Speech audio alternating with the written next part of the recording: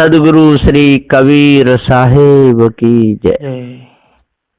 विश्व वंदनीय संत सम्राट बंदी छोर सदगुरु श्री कबीर साहब जी, मेरे हृदय मंदिर के आराध्य परम पूज्य सदगुरु श्री महंत साहब जी, पूजा के योग सभी संत समाज में चरण कमलों में सिर झुका के त्रिवार बंदी करता हूँ। बोलिए श्री सदगुरुदेव की जय।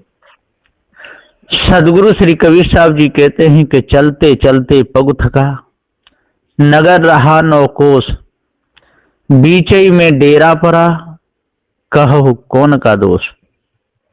ये 50 नंबर की साखी है बीजक की। साहब कहते चलते चलते पग थका। इस संसार में ये जन अनादिकाल से चेतन जीव चल रहा है, कई मनुष्य खानी में, कई पशु खानी में, पक्षी खानी में, उष्मज खानी में, ये दौड़ रहा है, दौड़ लगा रहा है। चलते चलते पग थका। चलते चलते चलते चलते ये थक जाता है, लेकिन चोरी हिंसा विचार ईर्ष्या क्रोध मान छल गाली निंदा झूठ इसकी आदत नहीं जाती। सत्य विचारशील दया धैर्य विवेक वैराग गुरु भक्ति इनको धारण नहीं करता। ईश ब्रह्म परमात्मा देवी देवता तंत्र मंत्र जादू टोना में फंसा रहता है, इसी में नाचता रहता है। चलते चलते पग थका, नगर रहा नौ कोस, और नौ कोश कहिए अन्न में, प्राण में, मनो में, ज्ञान में, विज्ञान में, आनंद में, शब्द में, प्रकाश में, आकाश में, इसी में भूला रहता है। और नौ कोश कहिए शब्द स्पर्श रूप रस गंध चित्त मन बुद्धि अहंकार, इनमें भूला रहता है। चलते चलते पग थका, नगर रहा नौ कोश, और बार बार इन्हीं में लगता रहता है, इससे पार नहीं हो पाता।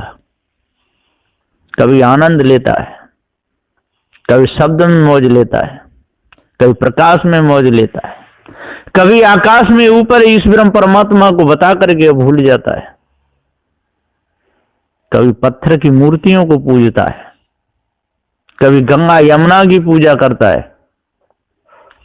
कभी लड़ने के लिए तैयार होता है, तीर तलवार भाले चलाता है, और कभी बहुत बड़ा पंडित ज्ञानी बन करके ऊंचे मंच पर बैठ जाता है। करनी बिन कथनी कथे, रहनी बिन कथनी कथे, अज्ञानी दिन रात, और कूकर सम भौंकत फिरे सुनी सुनाई बात। सारे संसार में कथा में ऊंचे स्वर बोले, और लेवे जेवे खावे को जे कुत्ता से भौंके। बड़े बड़े ज्ञानी, बड़े बड़े ध्यानी धोखे में जीवन जीते हैं। पहले के जो पूर्वज हुए उन्होंने जो किया सो किया, उनका तो पता नहीं, पर अभी वर्तमान में ठगिया लोगों की कोई कमी नहीं है, झूठा लोगों की कोई कमी नहीं,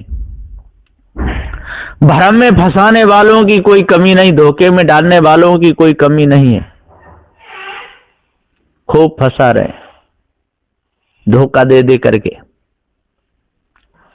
नाम बताते हैं, गांव बताते हैं, गड़े दबे धन को बताते हैं, पर उनसे कहो कि इतना दे दो तो दे नहीं सकते। जहां तक उनका गणित पहुंचता है वहां तक बता सकते हैं, वहां से ऊपर नहीं जा सकते। तो ये चलते रहते हैं धोखे में, दूसरों को धोखा देने के लिए जाते हैं, कहीं डाका डालने के लिए जाते हैं, छल कपट करने के लिए जाते हैं, दूसरे के धन पर भी अपना कब्जा कर लेते हैं, धोखा दे दे करके लूटते रहते हैं, चोरी भी कर लेते हैं, दूसरों को दोष लगा देते हैं। ऐसे होते हैं जी, झूठा चोर लबार गमारा, अनंत राजा छल से मारा। इन्होंने बहुत धोखा दिया छली कपटी लोगों ने। तो चलते चलते पग थका, नगर रहा नौ कोस, और बीच ही में डेरा पर रहा, कहो कौन का दोष।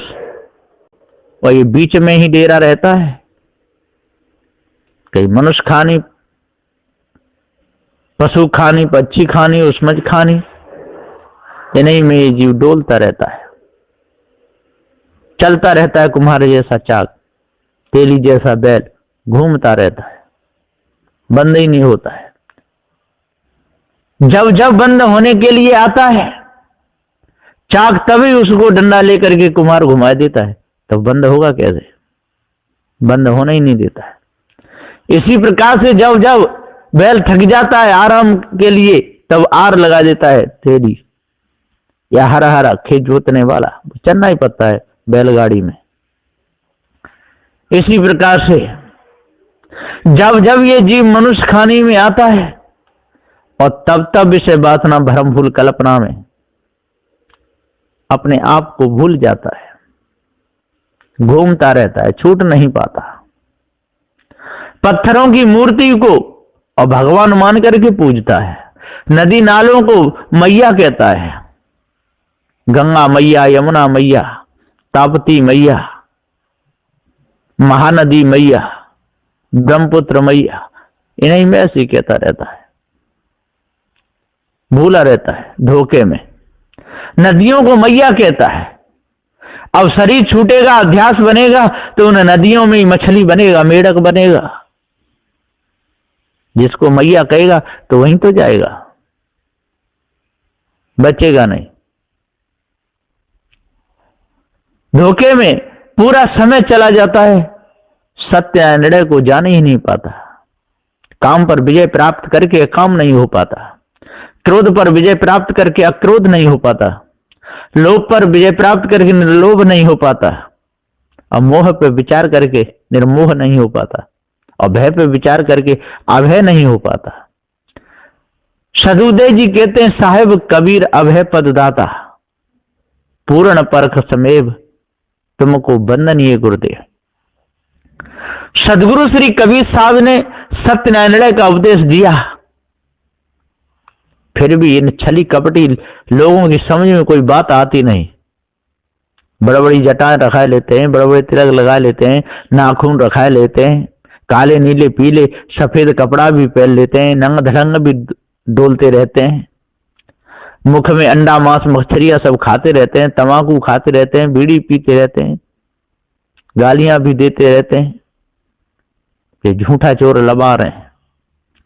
साधु भेष में आकर के भेष को बदनाम करते हैं और घर घर डोनते रहते हैं, लूट लूट के खाते रहते हैं, और कमा कमा करके कोई कोई तो अपने घर परिवार भी भरते रहते हैं, घर परिवार में जाकर के मकान बनवा देते हैं, धर्मशाला बनवा देते हैं। ऐसे ठगिया लोग, और खूब चेली चेला भी बना लेते हैं और लूटते रहते हैं। और जब तो शरीर ठीक रहता है तब तो संसार को लूटते हैं, चेली चेला बनाते हैं, और जब थोड़े बीमार पड़े तो अपने घर में जाके गिरते हैं। तो हमें भरा है, पूरा जीवन का अध्यास बना हुआ है, तो जाएगा कहां? ऐसे ढूंढते रहते हैं, सारा पैसा घर परिवार में भर देते हैं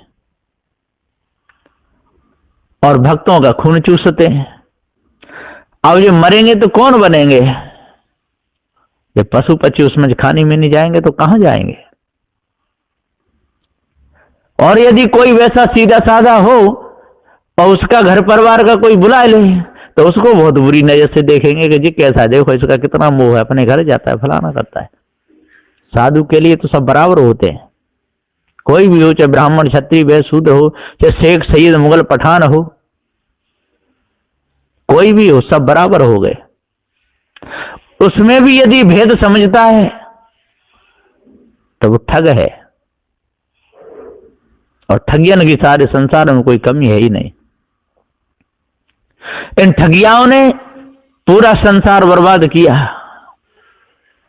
अपने भाई को साथ में रखेगा, कोई अपने भतीजे को साथ में रखेगा, अपनी बहन को साथ में रखेगा, दूसरा कोई आ जाए तो उससे द्रोह मानेगा, उससे बहुत बुरी नजर से उसे देखेगा। ऐसे लोग हैं, और बड़ा गुरु बन के बैठेगा। वो गुरु नहीं है, वो गुरवा है, छलिया है, मक्कार है, नीच है, हटी सटी पक्षपाती है। ऐसों से सदा दूर रहना चाहिए, न ऐसों की सानंद में कभी जाना चाहिए और न अपने बीच में कभी बुलाना चाहिए, क्योंकि चूहा करेगा ही क्या? चूहा जहां जाएगा वहां बिलई खोदेगा, मानेगा नहीं। चूहे का जाए बिल खोदेगा, इसी प्रकार से यदि कोई छली कपटी रागी द्वेषी यदि साधु भी हो गया तो साधु भेष को ओढ़ करके वो वही काम करेगा जो पहले करता था। ऐसे बहुत हैं नीच गमार, इसलिए कहना पड़ता है जो नीच काम करे उसको नीच कहने में कोई दोष नहीं, जो गमरपने के काम करे उसको गमार कहने में कोई दोष नहीं, और जो अटकाने भटकाने लटकाने का काम करे उसको गुरवा कहने में कोई दोष नहीं। गुरवा तो गुरवा है, छली तो छली है, कपटी कपटी है। तो पाप कपट को छोड़ करके, धोखेबाजी को छोड़ करके, सभी प्रकार की मानंदी को त्याग करके जो सतपथ पर बढ़ता है वो सत्यवादी है, वो मनुष्य है। और वो तो पशु है, मोही तो पशु है, लोभी पशु है, कामी पशु है, क्रोधी पशु है, बेईमान पशु है। इसलिए इन सब को त्यागना चाहिए और सबको सत पथ पे चलने का उपदेश देना चाहिए।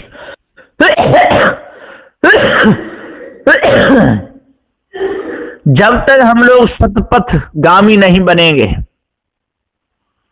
तब तक हम धोखे में ही अपने समय को बर्बाद करते रहेंगे। सतपथ पर चलना ना जाने वो पशु खाने में जाते हैं, नहीं जानत मान बड़ों जन का, नहीं जानत मान बड़े जन का, वो पशु बने पछताते हैं। सतपथ पर चलना ना जाने वो पशु बने पछताते। पशु बनेंगे बचेंगे नहीं, क्या सतपथ उन्होंने जाना नहीं? ये काम क्रोध में चूर रहे और अंडा मांस मछलियां खाते हैं। पारखी जन समझाते जिनको तो उल्टी बात बनाते हैं। सतपथ पर चलना ना जाने जे पशु खाने को जाते हैं। आंख निकाल करके धोते हैं। नदी नालों को माता कह के और मल मल जाए नहाते हैं। पूजा करते और हवन करें और उन्हीं को शीश झुकाते हैं। छूटे तन जिनका सुनो भाई तब जलचर बन पछताते हैं। फिर वो जलचर बनेंगे, उनको पछताना ही पड़ेगा। जो रूप देख आशिक रहते चेतन पूजा नहीं करते हैं। वो बने पतंगा उड़े खूब अग्नि पे जाए मर जाते हैं। वो पतंगा बनते अग्नि में जाकर के मरते। जो साधु भेष लिए फिरते घर कुनबा से हेत लगाते हैं। जो भेंट का पैसा घर में भरे वो कुत्ता बिल्ली बने पछताते हैं। सदगुरुदेव जी पुकार के समझाते हुए कहते हैं कि हे भाइयों ज्ञानियों विचार मानो, आज विचार करो, विचार की बातों पर ध्यान दो। यदि विचार की बातों पर ध्यान नहीं दोगे, सतपथ पर नहीं चलोगे, ज्ञानी जनों की बात नहीं मानोगे, सूकर कुकर बिल्ली बंदर मसा मखारी समान जीवन बिताओगे, हटी सटी पक्षपाती बन के जीवन बिताओगे, चेतन पूजा से दूर हट करके जीवन बिताओगे, माता पिता भाई बहनों को कुछ नहीं समझोगे, संत गुरुजनों का अपमान करोगे, पहले के जो पूर्वज हो गए उनकी लेखनी लिख लिख करके और उन्हें आकाश में उड़ाओगे, उल्टी सीधी बात करोगे। आपको शर्म आनी चाहिए। इसलिए झूठ बोलना छोड़ो और नहीं तो मुख में कीड़े पड़ेंगे, बचोगे नहीं। इसलिए दोष लगाना, झूठ बोलना और कह देना कि पत्थरों में प्राण पड़ जाते हैं, ये सब झूठ बोलना छोड़ो।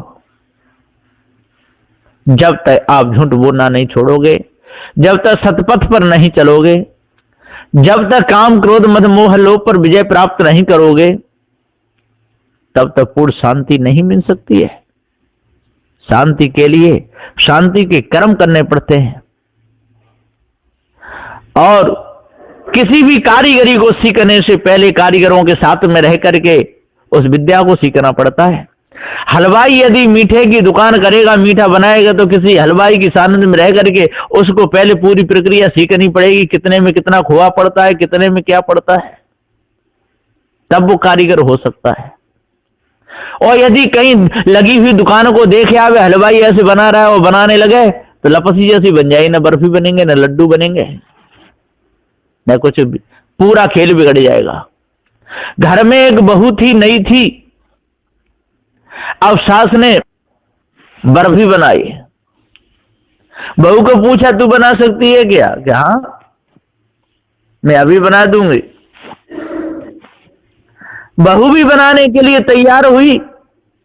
उसने बेसन ले लिया, जैसे शक्कर उरी उसमें डाल दिया, पानी डाल दिया, और उसको घोंटती रही। वो लार जैसी बनी, कुछ भी नहीं। फिर क्या ये तो बिगड़ गई, तो के पीछे फेंक दे। फेंकने के लिए गई, सास बोली देखना कोई बड़ा आदमी हो, देख करके फेंकना, कोई बड़ा आदमी ना हो। अब वो समझी कि कोई बड़ा आदमी उसके ऊपर फेंकना। उधर से एक बड़ा आदमी निकला, सूट बूट में बढ़िया कोट पैंट पहन करके, उसी के ऊपर वो डाल रही। तो सदगुरु जी पुकार के समझाते हुए कहते उसके सारे कपड़े बिगड़ गए, और फिर उसने बहुत गालियां दी। तो जब तक हम किसी भी प्रक्रिया को बढ़िया तरह नहीं समझेंगे, तब तो उस पथ में आगे नहीं बढ़ सकते। बिजली का काम सीखने के लिए, और जो बिजली मैकेनिक है उसके साथ रहना ही पड़ेगा। ड्राइवर सीखने के लिए ड्राइवर के बगल में बैठना ही पड़ेगा। मीठा सीखने के लिए हलवाई के पास में रहना ही पड़ेगा। सोने के आभूषण बनाने के लिए सुनार के पास में रहना पड़ेगा। और मिट्टी के बर्तन बनाने के लिए मिट्टी कारीगर के पास रहना पड़ेगा। और लकड़ी की कारीगरी करने के लिए लकड़ी की कारीगर के पास रहना पड़ेगा। और तब वो सिखाएगा, उसके आधार चलना पड़ेगा, कारीगरी किसी की हो।